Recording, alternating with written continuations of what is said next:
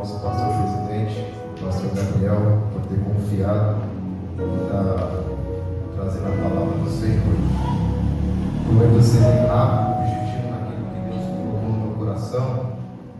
Se encontra no livro de João, no seu capítulo 4, no seu versículo 46.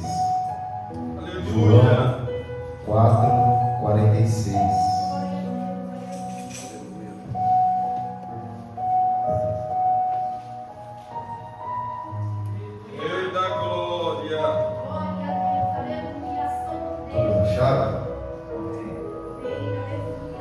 Vai dizer assim a palavra do Senhor.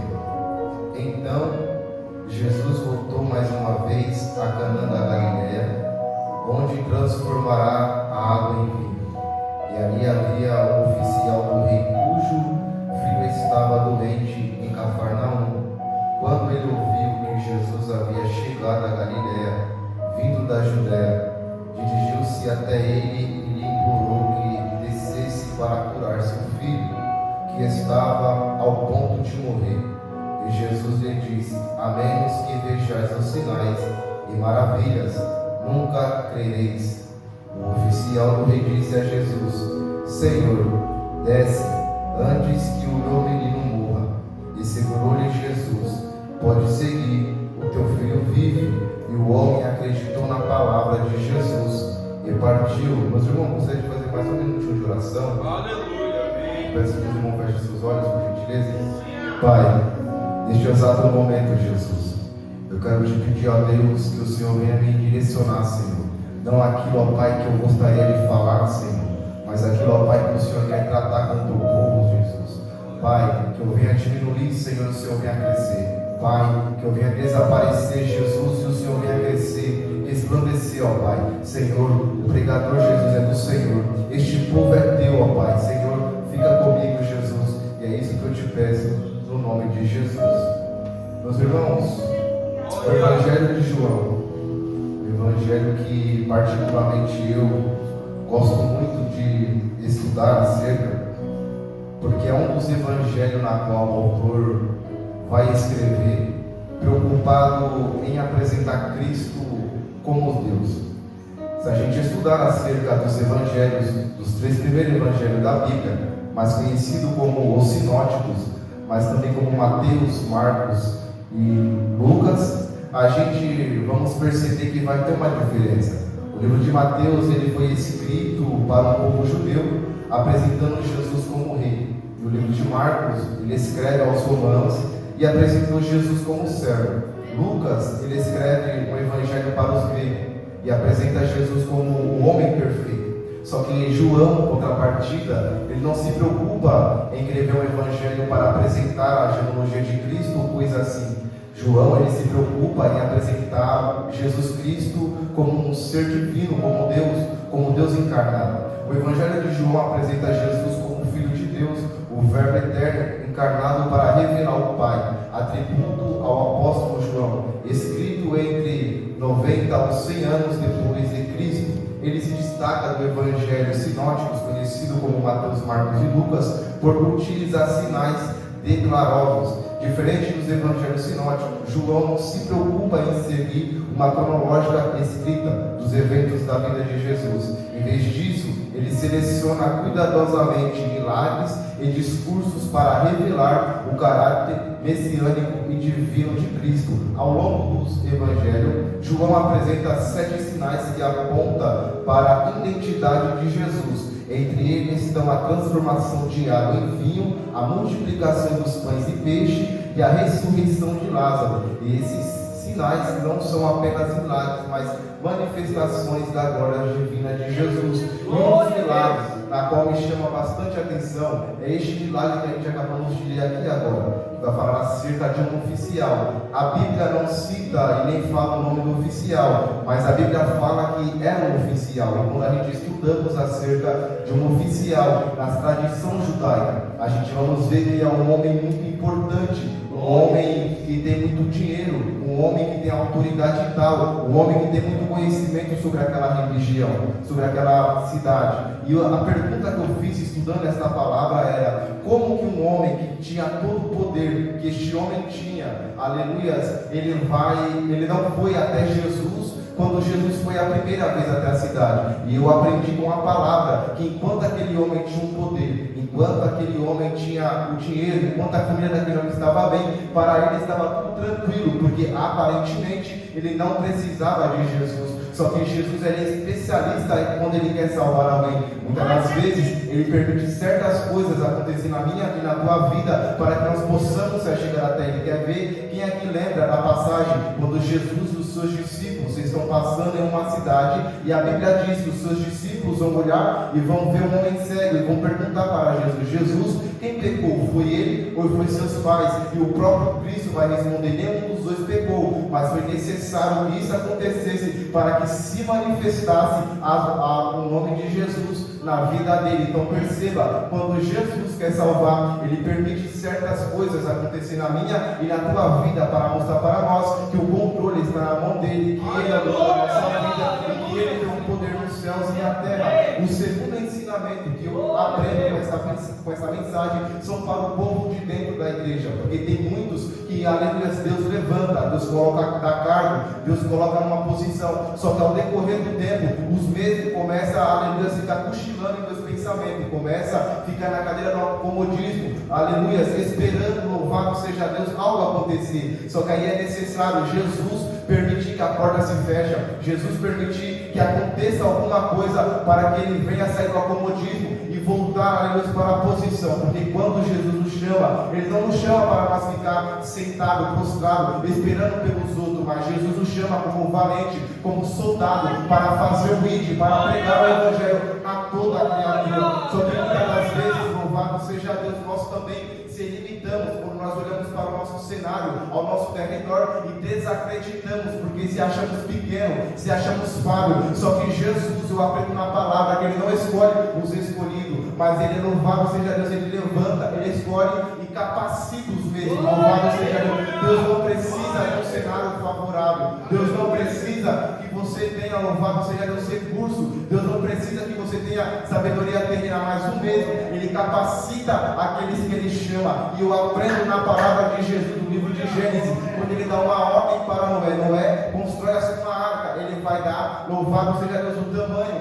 vai falar os materiais que ele tinha que usar. Só que ao decorrer da história, a gente vamos perceber e entender que Noé não era um construtor, mas Noé era um agricultor. E se a gente escutar acerca de quem é um agricultor, nós vamos perceber que agricultor não mexe, não entende de construção, mas entende de planta, de plantio. Só que Jesus Cristo, ele é assim. Quando ele escolhe, ele mesmo se responsabiliza em capacitar. Quando ele escolhe, ele mesmo se responsabiliza em instruir. Só que muitas das vezes o menino da nossa alma, ele é assim. Muitas das vezes ele ouve a palavra que Jesus libera para mim, para a tua vida, e coloca medo. Muitas das vezes coloca esse espírito de comparação. Só que não deixe, louvado seja Deus, que isso venha te atrapalhar, mas creia na palavra que Jesus liberou para mim, para a tua vida, porque a palavra do Senhor, ela é poderosa. E ao decorrer da história, meus irmãos, eu aprendo mais um aprendizado através desse texto. Quando o homem ele vai chegar até Cristo e ele vai falar para Jesus, para que Jesus viesse salvar o teu filho. Jesus, sendo Deus, sendo poderoso, ele poderia fazer qualquer outras coisas. Só que perceba que quando o homem chega até Jesus, Jesus fala que ele só queria vendo milagres, vendo maravilhas. Aí Jesus, maravilhoso e poderoso, ele libera apenas uma palavra para aquele homem. E aquele homem acredita na palavra na qual Jesus liberou para a vida dele.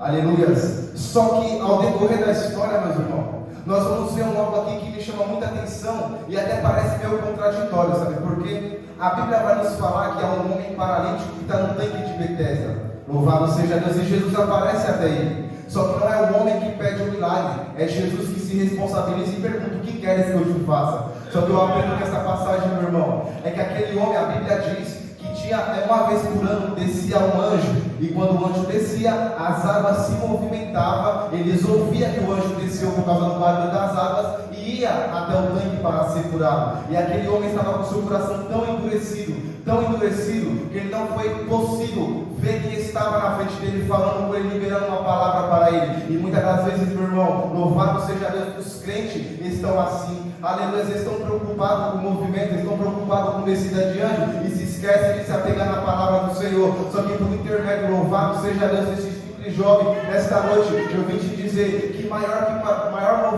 movimento, maior que descida de anjo, é o próprio Cristo. Talvez hoje não vai ter movimento, hoje não vai ter descida de anjo, mas vai ter a palavra liberada para mim, para a tua vida. A palavra ela é poderosa, meus irmãos. Eu não sei qual foi a forma que você adentrou aqui, eu não sei qual foi a maneira, eu não sei como você deixou sua casa, eu não sei como está a sua família, só que eu venho te dizer aqui uma simples palavra. E qual é a palavra? Não desacredite daquilo que Deus liberou para a tua vida, não desacredite daquilo que Deus falou para você. Talvez Jesus falou para você que sua casa iria cantar, que a sua família iria cantar. Talvez Jesus falou assim, que você iria chegar. Só que o inimigo das nossas almas, ele é assim, meus irmãos, ele escuta a palavra, louvado seja Deus, liberada para mim, para a tua vida, e ela nos amedronta, coloca esse espírito, louvado seja Deus, de dúvida. Quem lembra de Jesus no deserto, a Bíblia diz que logo após Jesus descer ao rio, louvado seja Deus, ser batizado, vai descer uma pomba, aleluia, simbolizar o Espírito Santo, louvado seja Deus.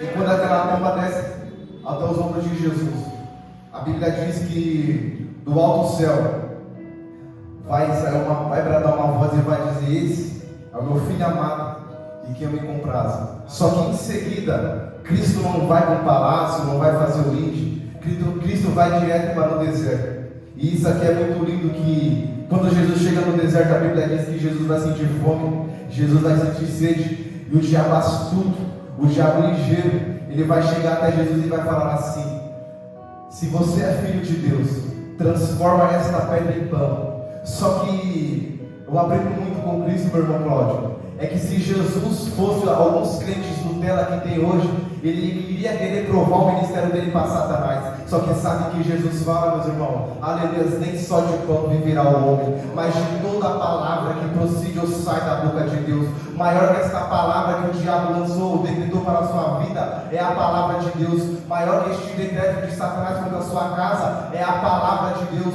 Maior louvado seja Deus que a calúnia que se levantou contra a sua vida, é a palavra de Deus. Maior louvado seja Deus que esta afronta, é a palavra de Deus. E pela autoridade, louvado seja Deus, que há pelo poder do nome de Jesus, toda a palavra ao contrário, ela vai estar caindo por terra, e só vai prevalecer a palavra de Jesus Cristo, meus irmãos. Louvado seja Deus. Pastor Gabriel, me permite contar um testemunho? Posso, pastor? Quando eu tinha 13 para 14 anos, eu fui a primeira vez para a igreja. Chegando na igreja, um evangelista me chamou para o altar e falou assim: Jesus vai te levantar como um pregador. Eu era pequeno, não tinha conhecimento de nada, não entendia, e foi aquela palavra, meus irmãos. Eu soberbo, novo, querendo curtir a vida, não me apeguei naquela palavra e fui continuar no mundo, aceitei Jesus, enfim. Quando eu fiz 14 anos para 15, eu fui diagnosticado com uma enfermidade. Poucos aqui sabem, e tem um quadro na minha família que tem essa enfermidade. E aos olhos do homem que tem essa enfermidade, é impossível fazer qualquer coisa, porque essa enfermidade atrapalha muito. E se alguns irmãos que sabem, é esquizofrenia. Não sei se alguns irmãos que conhecem, eu já ouvi falar acerca disso. E fui diagnosticado com essa enfermidade. Eu, porém, jovem, mas já tinha um conhecimento, sabia o que era ruim, o que era bom, o que era certo, o que era errado. Fiquei com aquela palavra e esqueci da palavra que Deus usou o irmão para falar na minha vida. E me apeguei, os médicos passaram sem remédio, fui para a grande, fiz uns exames, enfim, cresci com essa enfermidade, com problemas, com dificuldade. E meus irmãos, eu chorava, eu ficava muito perturbado, porque como eu tenho parentes dentro da minha família que tem essa enfermidade, eu vejo como que é a dificuldade. E eu sempre tive sonhos de construir uma família, sempre tive sonho de ter uma esposa, de ter um filho, sempre tive sonho, louvado seja Deus, de ter minha casa própria, de ter o meu carro. E infelizmente essa enfermidade quem tem não consegue viver, a não ser a base de remédio. A pessoa vive vegetando, vive, louvado seja Deus, viciada, não vive sem um remédio. E eu tinha muito medo, chorava, indagava, falava, não vou tomar, eu não vou tomar, não vou tomar. Só que uma vez, meus irmãos, eu já triste dos bullying na escola, triste da vida por conta dessa enfermidade, eu fui para a igreja. Cheguei na igreja, conheci um pastor, e ele foi um amigo, mais que um irmão, e ele falou assim para mim, Jonas, se você crê que Deus ele tem poder para curar todas as enfermidades, e você crê que Deus ele tem poder para cumprir a palavra que ele liberta para a nossa vida, essa enfermidade ela vai cair por terra. E eu me apeguei naquela palavra, meus irmãos, e fiquei firme. Graças a Deus eu parei, tinha parado com o remédio, fiquei firme, fiquei bem, e continuei caminhando no Evangelho. Só que ao decorrer da minha juventude, quando eu fiz 16 para 17 anos, acabei me afastando. Foi onde eu conheci o mundão, coisas que não prestam, e continuei no mundo, achando que estava tudo bem, porque tinha parado de tomar remédio. Só que Deus ele é assim, Ele faz, só que também Ele permite certas coisas para que nós voltamos para o pé de Jesus Cristo. E aí, enquanto eu estava no mundo, bebendo, fazendo tudo que não agradava a Deus, eu conheci minha esposa, a gente casou, ela também era do mundo. E quando eu fiz 18 e 19 anos, a enfermidade voltou, meus irmãos, só que ela voltou um pouco mais grave. Só que aí eu já, meu Deus, e agora? Eu perturbado, tendo crise, não conseguia andar na rua, tinha medo de tudo. Eu falei, meu Deus, e agora? E começando a ficar doido, meus irmãos, eu falei, meu Deus, e agora? E a palavra que o Senhor falou, aí eu lembrei da promessa que Jesus tinha feito. Peguei, fui para a igreja, reconciliei e comecei a servir a Cristo no nosso ministério. Foi difícil, meus irmãos, foi luta, foi prova, foi dificuldade, mas para a honra e glória do Senhor, no ano retrasado, eu fui fazer uma perícia, meus irmãos, e isso me possibilitava de tudo, mesmo eu não tomando remédio, mesmo eu estando bem, mas me possibilitava, porque eu recebi um benefício, e isso me impedia de casar com a minha esposa, me impedia de fazer a obra. Uma vez eu tomado da autoridade de Deus, eu dobrei o meu joelho em casa e falei assim, Senhor, se for da tua vontade, eu aceito perder tudo, meu Pai, mas eu quero te servir, eu quero viver a palavra que o Senhor liberou para a minha vida. Quando foi ao decorrer do dia, meus irmãos, cortou o meu benefício. Aí eu, glória a Deus, obrigado Jesus, e fui para fazer a perícia. Chegando para fazer a perícia, isso é só para quem acredita nas coisas espirituais. Quando eu fui fazer a perícia, que eu fiz todos os exames, a médica olhou para a minha cara e falou assim, Jonas, você não tem nada, você está totalmente curado, não sei o que aconteceu. Eu olhei para ela e risada, falei assim, eu sei o que aconteceu. Foi o Cristo que eu sinto, que me salvou e que me libertou dessa enfermidade. E hoje, para a honra e glória do Senhor, eu estou casado, estou tomando Santa Ceia, e já faz 3 anos, meus irmãos, que eu e minha casa estamos servindo a Cristo. E eu venho aqui, na maior simplicidade, te dizer, talvez você não esteja vivendo aquilo que Deus decretou para você, que você iria viver. Jesus liberou uma palavra para a sua vida, e talvez o inimigo ele é assim, ele faz de tudo para que a gente desacredite da palavra que ele libera para a nossa vida. Só que Jesus ele é fiel, a palavra de Jesus ela é fiel, e ela fala na palavra que pode passar céus e terra, mas a palavra do Senhor ela não passará. Então não desacredite, não deixe o inimigo tomar aquilo que é teu, mas acredite na palavra dele, que aquilo que ele te prometeu, ele é fiel para cumprir. E assim eu agradeço a oportunidade no nome de Jesus.